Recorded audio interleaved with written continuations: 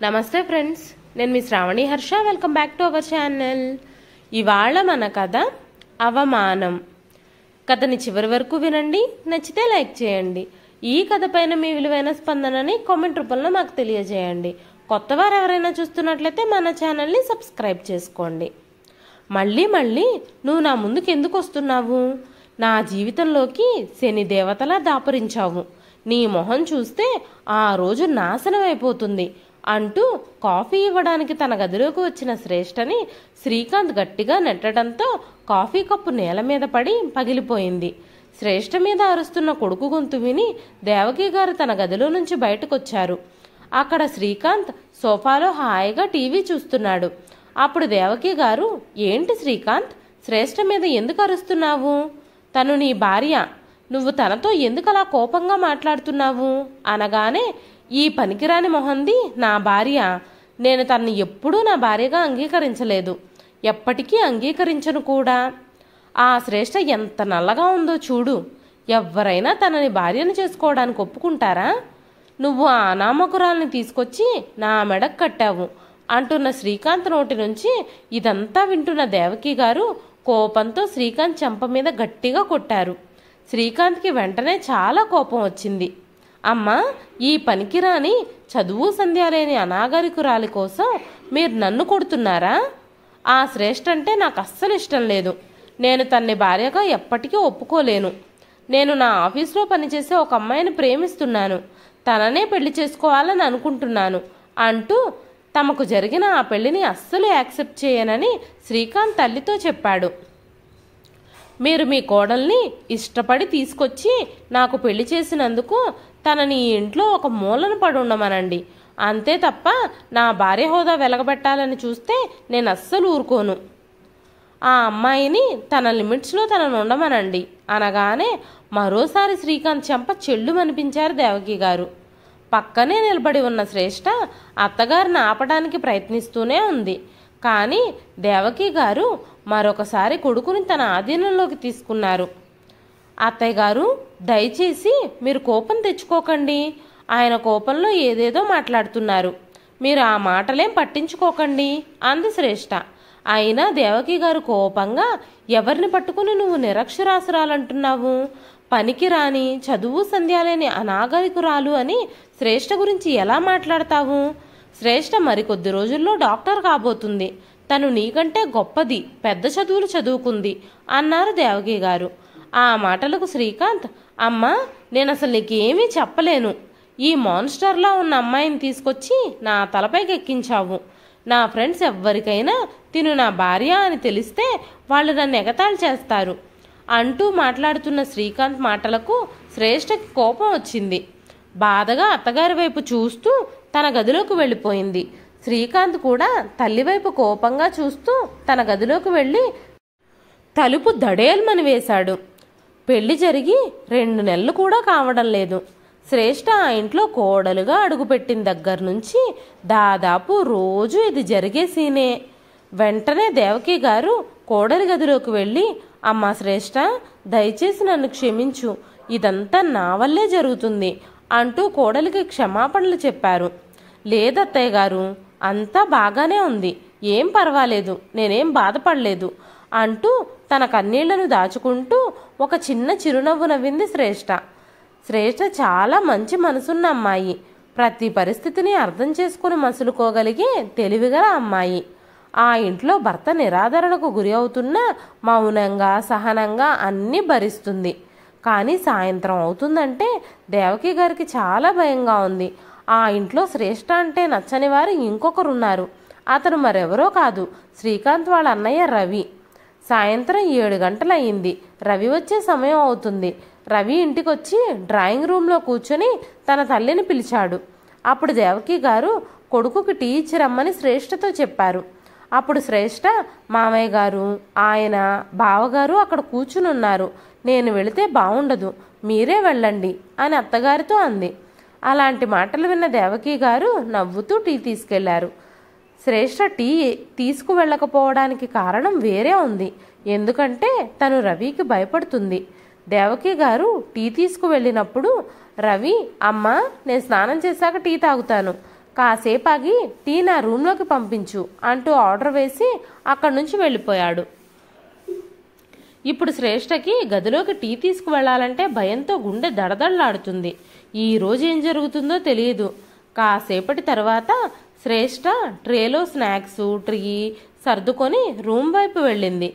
వణుకుతున్న అడుగులతో తలుపు తెరిచింది.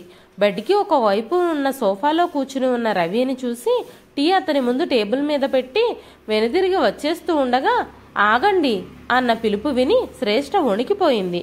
శ్రేష్ట మెల్లగా వెనక్కి తిరిగి నిలబడింది. ఈరోజు ఇంట్లో ఏం జరిగింది అంటూ రవి కోపంగా అన్నాడు. రవికి సమాధానం చెప్పబోతున్నప్పుడు శ్రేష్ట తడబడింది. నాతో అబద్ధం చెప్పకు, ఏం జరిగిందో అందరికీ తెలుసు అనగానే పొద్దున జరిగిన గొడవకి నాకు ఎలాంటి సంబంధం లేదు బావగారు అంది శ్రేష్ట. రవి ఆ గదిలోంచి శబ్దం బయటికి రాకుండా చిన్న గొంతుతో కోపంగా మాట్లాడుతున్నాడు. అంతలోనే శ్రీకాంత్ హఠాత్తుగా లోపలికొచ్చి అన్నయ్య ఆమె అబద్ధం చెబుతుంది. ఆ సమయంలో తను చాలా ఎక్కువ చేసింది. తను నా గురించి మన అమ్మకి ఫిర్యాదు చేసింది. దాని కారణంగానే అమ్మ నన్ను 2 సార్లు కొట్టింది. ఆమె మీ ముందు మంచిగా ఉన్నట్టు నటిస్తుంది. నీకు పొద్దున్నే ఫోన్లో అన్నీ చెప్పాను కదా అంటూ చేతులు ముడుచుకొని కోపంగా శ్రేష్ట వైపు చూడడం మొదలుపెట్టాడు శ్రీకాంత్. నేను ఉదయాన్నే టీ మాత్రమే తీసుకెళ్ళిచ్చాను అంటూ తడబడుతూ చెప్తుంది శ్రేష్ట. ఆ మాటలకు రవి, శ్రీకాంత్కి నువ్వంటే ఇష్టం లేదు, తనకి నువ్వు నచ్చనప్పుడు తన గదికి మాటి మాటికి వెళ్లాల్సిన అవసరం ఏముంది అంటూ లేచి నిలబడి కోపంగా అన్నాడు రవి. మా అమ్మ ఇప్పటి వరకు శ్రీకాంత్ని ఒక్క మాట కూడా అనలేదు. ఈరోజు నీ వల్ల అతనిని చెంపదెబ్బ కొట్టింది అంటూ శ్రీకాంత్ వైపు మాట్లాడుతున్నాడు రవి. శ్రేష్ట భయంతో నిశ్శబ్దంగా నిలబడి ప్రతీదీ వింటుంది. మీరెప్పుడైనా మిమ్మల్ని అద్దంలో చూసుకున్నారా? మిమ్మల్ని చూస్తే ఎవ్వరికైనా అసహ్యం కలుగుతుంది. నువ్వంటే ఇష్టం లేదని శ్రీకాంత్ పదే పదే చెబుతున్నా వాడి మాటలు లెక్క చేయకుండా మాటి మాటికి నువ్వు తన ముందుకు ఎందుకు వెళుతున్నావు? వాడు నిన్ను మా అమ్మా నాన్నల బలవంతం వల్లే పెళ్లి చేసుకున్నాడు. ఇంకో విషయం జాగ్రత్తగా వినండి. నాకు కూడా నా తమ్ముడు నిన్ను పెళ్లి చేసుకోవడం ఇష్టం లేదు. ఏదో ఒక రోజు వాడు నిన్ను వదిలించుకుంటాడు. నిన్ను వాడికి చాలా దూరంగా పంపించేస్తాడు. పదే పదే నువ్వు వాడికి దగ్గరవ్వడానికి ప్రయత్నించకు అన్నాడు రవి. రవి బెదిరింపుతో శ్రేష్ట పూర్తిగా షాక్ అయింది.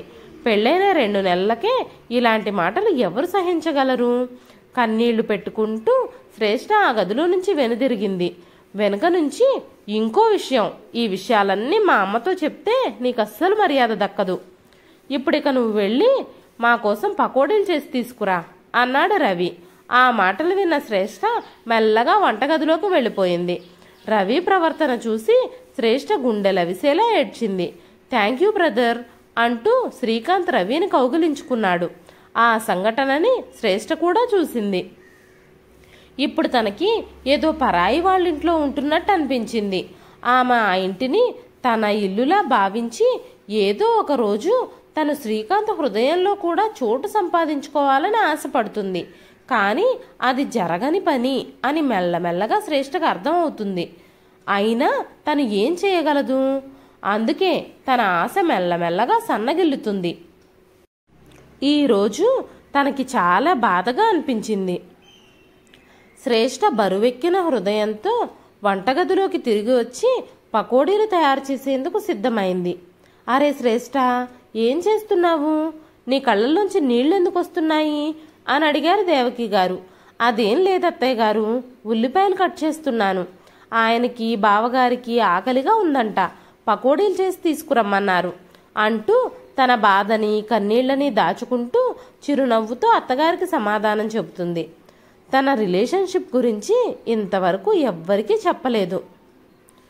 పెళ్ళై ఆ ఇంట్లో అడుగుపెట్టినప్పుడు వాళ్ళమ్మ తనకి చెప్పిన విషయాలన్నీ తను ఇప్పటికీ మర్చిపోలేదు.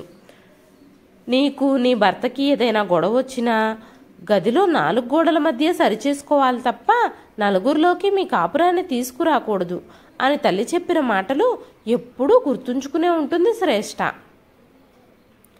కొంత సమయం తర్వాత శ్రేష్ట పకోడీలు చేసి హాల్లో కూర్చుని ఉన్న రవికి, శ్రీకాంత్కి, వాళ్లతో పాటు తన మామగారికి కూడా ఇచ్చింది. ఆయన చాలా సంతోషించారు. ఆయన నీలాంటి కోడలు దొరకడం మాకు చాలా అదృష్టం. ఈ రోజుల్లో నీలాంటి అనుకువైన మంచి మనసున్న అమ్మాయి దొరకటం నిజంగా మా శ్రీకాంత్ అదృష్టం అంటూ దేవకి గారితో, మీరు శ్రేష్టని మన కోడలుగా ఇంటికి తీసుకురావడం చాలా మంచి విషయం. లేకపోతే మన శ్రీకాంత్ ఎవరో ఒక పొగరుబోతు పిల్లను ప్రేమించి తీసుకొచ్చేవాడేమో, ఎవరికి తెలుసు అన్నారు. కానీ శ్రీకాంత్ గాని రవి గాని శ్రేష్ఠ యొక్క మంచితనాన్ని చూడలేకపోయారు. శ్రేష్ఠ చాలా నల్లగా ఉంటుంది. తన రంగు కారణంగా ఇప్పటికే 2 సంబంధాలు తిరిగి వెళ్ళిపోయాయి. దాని గురించి ఆమె చాలా బాధపడుతూ ఉండేది. ఆమె తెల్లగా అవ్వడం కోసం ఇంటర్నెట్లో రకరకాల క్రీముల గురించి వెతుకుతూ ఉండేది. ఎందుకంటే మన దేశంలో రంగుల కారణంగా చాలా వివక్ష ఉంది. ప్రతి ఒక్కరూ తమ భార్య లేదా తమ ఇంటికి వచ్చే కోడలు తెల్లగా అందంగా ఉండాలని కోరుకుంటారు. కానీ దేవకి గారు అందానికి ప్రాధాన్యత ఇవ్వలేదు. శ్రేష్ఠలో ఉన్న ఆత్మ సౌందర్యాన్ని మాత్రమే చూశారు. రంగులో అందంలో ఏముంది? శ్రేష్ఠ చాలా అనుకూలమైన అమ్మాయి, పెద్దల్ని గౌరవించే స్వభావం కలిగింది, చాలా మంచి అమ్మాయి. అందంగా ఉండేవాళ్ళని తెచ్చుకున్నా వారు పొగరుబోతులై అత్తగారిని మామగారిని హింసిస్తే ఏం చేస్తాం? భర్తతో అందంగా ఉన్నానని పొగరుతో సరిగ్గా ఉండకపోతే ఎంత బాధపడాల్సి వస్తుంది? అందం కంటే ఆత్మ సౌందర్యమే ముఖ్యం అనుకొని శ్రేష్ఠ యొక్క మంచి లక్షణాలు చూసిన దేవకి గారు రంగును పట్టించుకోలేదు. కానీ శ్రీకాంత్ తన భార్య చాలా అందంగా ఉండాలని ఊహించుకున్నాడు. అంతేకాకుండా ఒక అందమైన అమ్మాయిని ప్రేమించాడు కూడా. ఆమెనే వివాహం చేసుకోవాలనుకున్నాడు. శ్రీకాంత్ తండ్రి రిటైర్డ్ ఆర్మీ ఆఫీసర్ అవ్వటంతో తండ్రి ముందు ఎప్పుడూ ధైర్యంగా మాట్లాడలేకపోయేవాడు శ్రీకాంత్. కానీ శ్రేష్ఠపై మాత్రం ఎప్పుడూ కోపాన్ని ద్వేషాన్ని చూపిస్తూనే ఉండేవాడు.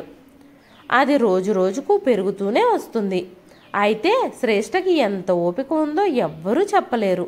ఒకరోజు శ్రేష్ఠ శ్రీకాంత్ బయటకు వెళ్ళడానికి రెడీ అవుతున్నప్పుడు తను వేసుకున్న డ్రెస్ బాలేదని ఇంకో డ్రెస్ తీసుకొచ్చి ఇచ్చింది.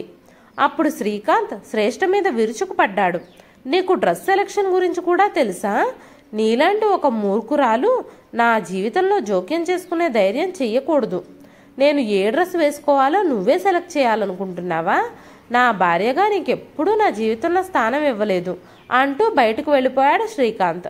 శ్రేష్ఠ ఏమీ మాట్లాడకుండా మౌనంగా ఉండిపోయింది. ఒకరోజు శ్రీకాంత్ తన గర్ల్ ఫ్రెండ్ని కలవడానికి వెళ్ళాడు. ఇంట్లో ఫోన్ మర్చిపోయి వెళ్ళడంతో తను పదే పదే కాల్ చేస్తోంది. పదే పదే శ్రీకాంత్ ఫోన్ రింగ్ అవ్వటంతో ఎవరా చేస్తుంది, ఏదైనా ఇంపార్టెంట్ కాల్ ఏమో అనుకుని శ్రేష్ఠ ఫోన్ లిఫ్ట్ చేసింది. దానికి శ్రీకాంత్ ఇంటికొచ్చాక చాలా పెద్ద గొడవ చేశాడు. నీకు అసలు మేనర్స్ అనేదే లేదా?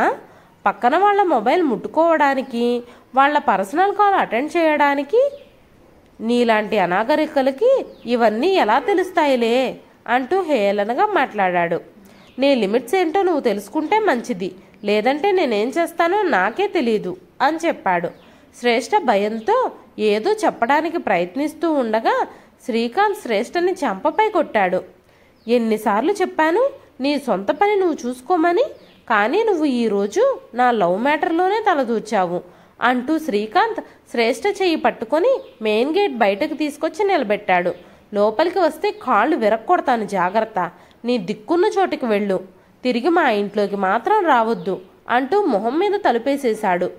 ఆ రోజు శ్రీకాంత్ని ఆపటానికి ఆ ఇంట్లో ఎవ్వరూ లేరు. ఎందుకంటే దేవకి గారు తన భర్తతో చుట్టాలది పెళ్ళుంటే ఊరికి వెళ్లారు. అందుకే శ్రీకాంత్కి ధైర్యం బాగా పెరిగింది.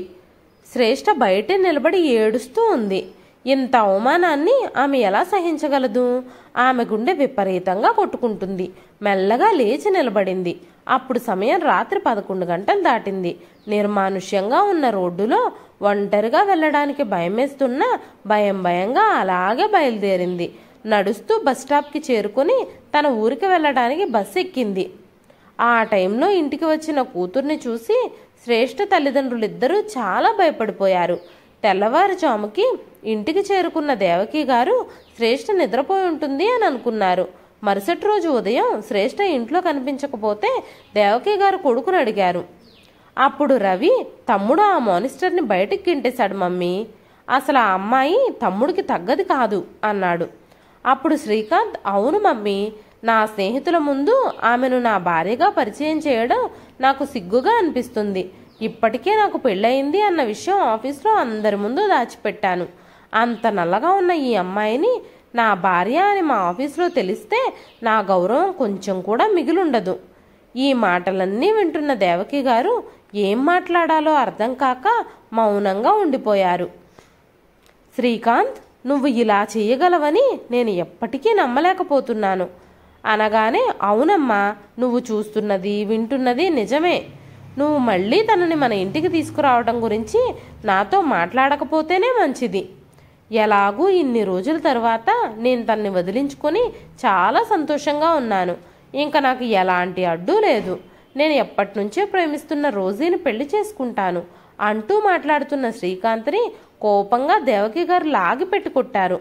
కొంచెం కూడా సంస్కారం లేకుండా ఒక ఆడపిల్లని అర్ధరాత్రి ఇంట్లో నుంచి గెంటేసినందుకు కొంచెం కూడా సిగ్గుపడకుండా నువ్వు ఇలా మాట్లాడుతున్నావా అంటూ గబగబా భర్త దగ్గరికి పరిగెత్తుకుంటూ వెళ్ళి జరిగిన విషయమంతా చెప్పారు. ఆయన వెంటనే శ్రేష్ఠకి ఫోన్ చేశారు. శ్రేష్ఠ వాళ్ళ పుట్టింటికి చేరుకున్నది అన్న సంగతి తెలిసింది. శ్రేష్ఠ తల్లిదండ్రులు అర్ధరాత్రి పూట తమ ఇంటి నుంచి తమ కూతుర్ని గెంటేసినందుకు కృష్ణకాంత్ గారిని చాలా మాటలు అన్నారు. మీకు కొంచెం కూడా బాధ్యత లేదు. ఆడపిల్లని అర్ధరాత్రి పూట నీ కొడుకు ఇంట్లో నుంచి బయటకు గెంటేస్తుంటే మీరేం చేస్తున్నారు? మీరు ఇంటి పెద్దలు, మీ పెద్దరికం ఏం చేస్తుంది అంటూ శ్రేష్ఠ తల్లిదండ్రులు చాలా కోపంగా అడిగారు. కృష్ణకాంత్ గారు, శ్రీకాంత్, నువ్వు శ్రేష్ఠ ముఖం మాత్రమే చూసావు, కానీ మేం తన హృదయాన్ని చూసాము. ఈ రోజుల్లో దీపం పెట్టి వెతికినా అంత గొప్ప అమ్మాయి ఎక్కడా దొరకదు అనగానే ఆ మాటలకు శ్రీకాంత్, నాన్న, నువ్వు నా ఇష్టాయిష్టాల గురించి ఎప్పుడూ అడగలేదు. నాకు ఈ పెళ్లి అస్సలు ఇష్టం లేదు. ఆ అందవిహీనమైన అమ్మాయిని పెళ్లి చేసుకోవడానికి నా మనసు అస్సలు అంగీకరించలేదు. నా స్నేహితులతో తను నా భార్య అని చెప్పుకోవడానికి కూడా నేను ఇప్పటి వరకు సిగ్గుపడ్డాను. ఇప్పటి వరకు మా పెళ్లి ఫోటోని నేను ఎవ్వరికీ చూపించలేదు. ఇంకా మా ఆఫీస్లో ఎవ్వరికీ నాకు పెళ్ళయింది అన్న విషయమే చెప్పలేదు అన్నాడు శ్రీకాంత్. అప్పటికే కృష్ణకాంత్ గారు హార్ట్ పేషెంట్ అయినందువల్ల ఈ విషయాలన్నీ వింటూ ఆయన కుప్పకూలి నేల మీద పడిపోయారు. అతనికి బీపీ పెరగడం మొదలైంది. దేవకి గారు అతన్ని చాలా జాగ్రత్తగా చూసుకున్నారు. కానీ అతని ఆరోగ్యం రోజు రోజుకి క్షీణిస్తూనే వచ్చింది. శ్రేష్ఠ అమ్మా నాన్నలు కూడా శ్రేష్ఠని తిరిగి అత్తగారింటికి పంపడానికి సిద్ధంగా లేరు. దేవకి గారు ఫోన్ చేసినప్పుడు, ఒకసారి మీ అబ్బాయికి ఇష్టం లేకుండా పెళ్లి చేశారు. మా కూతురంటే మీ అబ్బాయికి ఇష్టం లేదని తెలిసాక కూడా మా అమ్మాయిని మళ్ళీ తిరిగి మీ ఇంటికి పంపలేము అంటూ శ్రేష్ఠ తల్లి కాల్ డిస్కనెక్ట్ చేసింది. ఆ తరువాత దేవకి గారు మళ్ళీ ఫోన్ చేసినా కూడా ఎవ్వరూ ఫోన్ ఎత్తలేదు. కొడుకు చేతులారా తన జీవితాన్ని నాశనం చేసుకున్న విషయాన్ని కృష్ణకాంత్ గారు తట్టుకోలేకపోయారు. అతనికి సడన్గా గుండెపోటొచ్చి శాశ్వతంగా నిద్రలోకి వెళ్ళిపోయారు. దేవకి గారు ఇంట్లో ఎవ్వరితో మాట్లాడకుండా మౌనంగా ఉండడం ప్రారంభించారు. ఎందుకంటే తన కోడల్ని ఇంట్లోంచి గెంటేసిన కొడుకులంటే తనకి అసహ్యంగా ఉంది. ఇంట్లోంచి వెళ్ళిపోయిన శ్రేష్ఠని, చనిపోయిన కృష్ణకాంత్ గారిని జ్ఞాపకం చేసుకుంటూ దేవకి గారు రోజులు గడుపుతున్నారు. శ్రేష్ఠ మెల్లమెల్లగా తన జీవితంలో జరిగిన చెడు సంఘటనలన్నీ పక్కన పెట్టి తన చదువును కొనసాగిస్తూ తన చదువు మీద కాన్సన్ట్రేట్ చేయడం మొదలుపెట్టింది. తన MBBS చివరి సంవత్సరం పూర్తవ్వకముందే తనకి పెళ్లి జరిగింది. ఇప్పుడు తను మళ్ళీ తిరిగి కాలేజీకి వెళ్ళి చదువుకోవడం మొదలుపెట్టింది. ఏళ్లు గడుస్తున్నా దేవకి గారు ఎవ్వరితోనూ మాట్లాడకుండా మౌనంగా ఉండేవారు. దేవకి గారు డిప్రెషన్లోకి వెళ్ళిపోవడం గమనించిన శ్రీకాంత్ ఇంకా రవి దేవకి గారికి కొంచెం చేంజ్గా ఉంటుందని కాశ్మీర్ ట్రిప్ ప్లాన్ చేశారు. కాశ్మీర్ వెళ్ళడానికి కావలసిన టిక్కెట్లు, హోటల్స్ అన్ని ఏర్పాట్లు జరిగిపోయాయి. శ్రీకాంత్, రవి దేవకి గారిని తీసుకుని కాశ్మీర్ వెళ్లారు. వాళ్ళు కాశ్మీర్ చేరుకునేసరికి చాలా రాత్రి అయిపోయింది. ఆ రాత్రి హోటల్లో విశ్రాంతి తీసుకొని తర్వాత రోజు కాశ్మీర్లో అనేక ప్రదేశాలను సందర్శించడానికి వెళ్లారు. అనుకోకుండా శ్రీకాంత్ వాళ్ళు ప్రయాణిస్తున్న టూరిస్ట్ బస్సుకి యాక్సిడెంట్ జరిగింది. దేవకి గారు, రవి చిన్న చిన్న గాయాలతో బయటపడ్డారు. కానీ శ్రీకాంత్కి మాత్రం చాలా బలమైన గాయాలు తగలడం వల్ల అతని బాడీ ప్యారలైజ్ అయిపోయింది. అక్కడ డాక్టర్లు ఏమీ చెయ్యలేమని చేతులెత్తేయటంతో శ్రీకాంత్ని తీసుకొని తమ ఊరికి వచ్చేశారు. వచ్చిన వెంటనే ఒక పెద్ద హాస్పిటల్లో న్యూరాలజిస్ట్ అపాయింట్మెంట్ తీసుకొని శ్రీకాంత్ని హాస్పిటల్కి తీసుకెళ్లారు. ఆ న్యూరాలజిస్టు చాలా ఫేమస్ అవ్వడం వల్ల అక్కడ చాలా పెద్ద క్యూనే ఉంది. తమ అపాయింట్మెంట్ కోసం ఎదురు చూస్తూ బయట రిసెప్షన్లో వెయిట్ చేస్తున్నారు. శ్రీకాంత్, రవి చాలాసేపు వెయిట్ చేశాక చాలాసేపటి తరువాత తమ నెంబర్ వచ్చింది. రవి శ్రీకాంత్ని తీసుకొని లోపలికి వచ్చి శ్రీకాంత్ని పక్కన కూర్చోబెట్టాడు. డాక్టర్ చేతులు కడుక్కొని అతని వైపు తిరిగిన వెంటనే ఎదురుగా ఉన్న తనని చూసి రవి కాళ్ల కింద నేల జారిపోయింది. మరియు అతను చూస్తూనే ఉన్నాడు. తన కళ్ళను కూడా తానే నమ్మలేకపోయాడు. ఆమె కళ్ళు ఆత్మవిశ్వాసంతో మెరుస్తున్నాయి. శ్రేష్ఠ మెడలో డాక్టర్ స్టెథోస్కోపు ఇంకా డాక్టర్స్ వేసుకునే యాప్రాను ధరించి ఉంది. ఈరోజు శ్రేష్ఠ ఒక గొప్ప న్యూరో సర్జన్. శ్రీకాంత్ని, రవిని చూసిన శ్రేష్ఠ కూడా అంతే ఆశ్చర్యపోయింది. అయితే వెంటనే తన భావోద్వేగాలను దాచిపెట్టి, ఏం జరిగిందో చెప్పండి, నా పేరు డాక్టర్ శ్రేష్ఠ, న్యూరాలజిస్ట్ని అంటూ శ్రేష్ఠ చాలా తేలిగ్గా చెప్పింది. సారీ డాక్టర్, ఎలా ఉన్నారు అంటూ రవి అడిగిన ప్రశ్నను విననట్టే శ్రేష్ఠ తన ప్రశ్నలను రిపీట్ చేసింది. ఏమైంది వారికి అని అడగగానే రవి శ్రీకాంత్కి జరిగిన యాక్సిడెంట్ గురించి మొత్తం శ్రేష్ఠకి తెలియజేశాడు.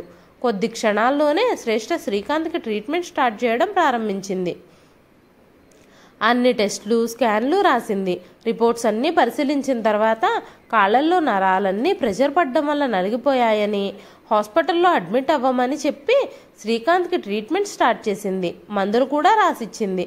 శ్రీకాంత్ శ్రేష్ఠతో మాట్లాడడానికి ప్రయత్నించినా శ్రేష్ఠ మాత్రం శ్రీకాంత్తో మాట్లాడడానికి ఇష్టపడలేదు. ఒకరోజు నిరక్షరాసురాలని, చదువు సంధ్య లేని అడవి మనిషి అని, నల్లగా ఉందని అవమానించిన శ్రేష్ఠ ఇప్పుడు ఒక పెద్ద డాక్టర్గా వారి ముందు నిలబడింది.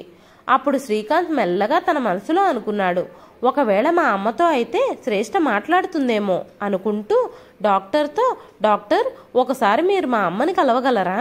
బహుశా మిమ్మల్ని చూసి మా అమ్మ సంతోషిస్తుందేమో అన్నాడు. ఈ విషయం గురించి శ్రేష్ఠ అతనికి ఎలాంటి సమాధానమూ ఇవ్వలేదు.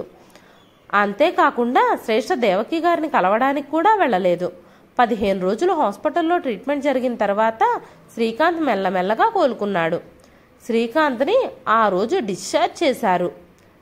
ఇంటికి వచ్చిన తర్వాత శ్రీకాంత్ చాలా రోజులు శ్రేష్ఠకి ఫోన్ చేయాలని ఆలోచిస్తూనే ఉన్నాడు. కానీ శ్రేష్ఠ డాక్టర్ అయ్యిందని, అదే నగరంలో ఉంటుందని ఎవ్వరికీ కూడా సమాచారం ఇవ్వలేదు. ఎలా ఇస్తుంది? ఏ మొహం పెట్టుకుని మళ్ళీ కలుస్తుంది? అతనే ఆమెను ఇంటి నుంచి బయటకు నెట్టేశాడు. ఇప్పుడు అదే శ్రేష్ఠ యొక్క డాక్టర్ రూపం శ్రీకాంత్ కళ్ళ ముందు పగలు రాత్రి మెరుస్తుంది. ఇప్పుడు ఆమెతో మాట్లాడాలనుకుంటున్నాడు. కొన్ని రోజుల తర్వాత దేవకి గారు బాత్రూంలో కాలు జారి పడిపోయారు. ఇప్పుడు శ్రీకాంత్కి శ్రేష్ఠతో మాట్లాడేందుకు మరో అవకాశం వచ్చింది. తన ఎదురుగా ఉన్న శ్రీకాంత్ని చూసి శ్రేష్ఠ మరోసారి షాక్ అయింది. అయితే ఎదురుగా ఉన్న దేవకి గారిని అలాంటి పరిస్థితుల్లో చూడగానే శ్రేష్ఠ తన భావోద్వేగాలను అదుపు చేసుకోలేకపోయింది. వెంటనే ఆవిడ్ని కౌగిలించుకుని చాలా ఏడ్చింది. దేవకి గారు కూడా శ్రేష్ఠను చూసి నవ్వారు. ఆమె కళ్ళల్లో నుంచి కన్నీళ్లు కారుతున్నాయి. చాలా కాలం తరువాత శ్రేష్ఠని చూసినందుకు దేవకి గారికి చాలా ఆనందం కలిగింది. శ్రేష్ఠ దేవకి గారికి ట్రీట్మెంట్ చేసి ఇంటికి పంపించింది. కొన్ని రోజుల తర్వాత దేవకి గారి పరిస్థితి ఎలా ఉందో చూడడానికి శ్రేష్ఠ ఇంటికి చేరుకుంది. శ్రేష్ఠ ఇంటికి రావడం చూసి దేవకి గారు ఆనందంతో ఉప్పొంగిపోయారు. తన కాలు పూర్తిగా తగ్గలేదు. మెల్లగా నడుచుకుంటూ దేవకి గారు వంటగదిలోకి వెళ్ళి శ్రేష్ఠ కోసం టీ చేసుకుని వచ్చారు. శ్రేష్ఠ టేబుల్ దగ్గర కూర్చుని దేవకి గారి యోగక్షేమాల గురించి అడుగుతుంది. తన గదిలోంచి బయటకు వస్తూ శ్రేష్ఠని ఆ ఇంట్లో చూసిన శ్రీకాంత్, ఇంత ప్రతిభావంతురాలు అయిన భార్యను ఇంటి నుంచి గెంటేశాను అనుకుంటూ వచ్చి చేతులు ముడుచుకొని తల వంచుకుని నిలబడి, నన్ను క్షమించు శ్రేష్ఠ, నేను చేసిన పాపాలకి ఫలితం దక్కింది. నేను మా నాన్నని కోల్పోయాను. యాక్సిడెంట్లో చాలా రోజులు చాలా బాధలు పడ్డాను. ఇప్పుడు మా అమ్మను కూడా కోల్పోవడం నాకు ఇష్టం లేదు. నువ్వు తిరిగి నా జీవితంలోకి రా అంటూ శ్రేష్ఠ చేతులు పట్టుకుని క్షమాపణలు చెప్పాడు. శ్రేష్ఠ శ్రీకాంత్ వైపు కోపంగా చూస్తూ, నేను కేవలం అత్తయ్య గారు ఎలా ఉన్నారు, ఆవిడ ఆరోగ్య పరిస్థితి ఎలా ఉందో తెలుసుకోవాలనే ఇక్కడికి వచ్చాను. నిన్ను పెళ్లి చేసుకుని భార్యగా ఎన్నో ఆశలతో కలలతో ఈ ఇంట్లో అడుగుపెట్టాను. కానీ నువ్వు నన్ను ఒక మనిషిగా కూడా చూడలేదు. ఇప్పుడు నేను డాక్టర్ అయ్యేసరికి ఎక్కడ లేని ప్రేమ, మర్యాద, గౌరవం చూపిస్తున్నావు. అదే నేను డాక్టర్ని కాకపోయి ఉంటే, ఒక సామాన్యురాలిగా ఇప్పుడు నీకు ఎదురుపడి ఉంటే కూడా నువ్వు నన్ను నీ జీవితంలోనికి ఆహ్వానించేవాడివా? ఒక్కసారి నీ మనస్సాక్షిని ప్రశ్నించుకో. ఆడది భర్త కొట్టినా తిట్టినా భరిస్తుంది. కానీ భర్త తనను అసహించుకొని తన జీవితంలోంచి బయటకు పంపించేయాలి అని చూస్తుంటే మాత్రం సహించలేదు. నువ్వు ఆ పనే చేశావు. నన్ను శాశ్వతంగా నీ జీవితంలో నుంచి వదిలించుకోవాలని చూశావు. ఇప్పుడు నేను మంచి పొజిషన్లో ఉన్నాను కాబట్టి మళ్ళీ నీ భార్య స్థానంలోకి రమ్మని నన్ను ఆహ్వానిస్తున్నావు. నేను నీలాంటి వాడికి భార్యగా మారడానికి మళ్ళీ సిద్ధంగా లేను అని చెప్పింది. దేవకి గారి వైపు బాధగా చూస్తూ బయటకు నడిచింది శ్రేష్ఠ. బయటకు వెళ్ళిపోతున్న శ్రేష్ఠని అలాగే చూస్తూ ఉండిపోయాడు శ్రీకాంత్. ఇదండి ఈరోజు కథ. శ్రేష్ఠ తీసుకున్న నిర్ణయం మీకెలా అనిపించింది? శ్రేష్ఠ తీసుకున్న నిర్ణయాన్ని మీలో ఎంతమంది సమర్థిస్తారు? శ్రేష్ఠ తన భర్తతో తిరిగి తన జీవితాన్ని పంచుకునుంటే బాగుండేది అని మీలో ఎంతమంది అనుకుంటున్నారు? మీ విలువైన స్పందనని కామెంట్ రూపంలో మాకు తెలియజేయండి. ఈ కథ నచ్చితే ఒక లైక్ చేయండి. మరెన్నో ఇలాంటి మంచి మంచి కథల కోసం మన ఛానల్ని సబ్స్క్రైబ్ చేసుకోండి. మరొక మంచి కథతో మళ్ళీ కలుస్తానండి. అంతవరకు సెలవు.